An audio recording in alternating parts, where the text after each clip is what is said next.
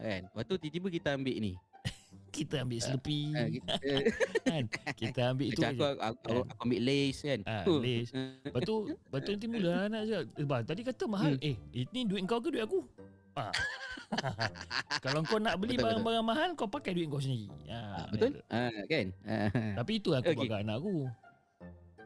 Yelah, Aku tahu kita nak biasakan dia minta-minta sebenarnya. Aku tahu macam mana tahu. Sebab yelah budak-budak kan bila dapat duit raya kan banyak kan. Jadi aku akan adakan satu sesi. Wife aku akan adakan satu sesi pula dah.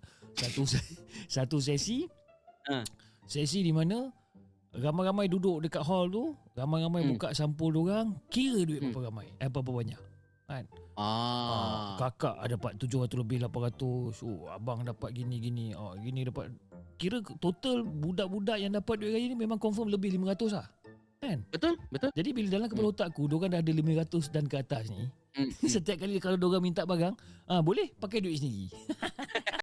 Boleh pakai duit sendiri kan. Tu lah. Aku itu tengok anak-anak aku kira duit kan 700-800 orang kan.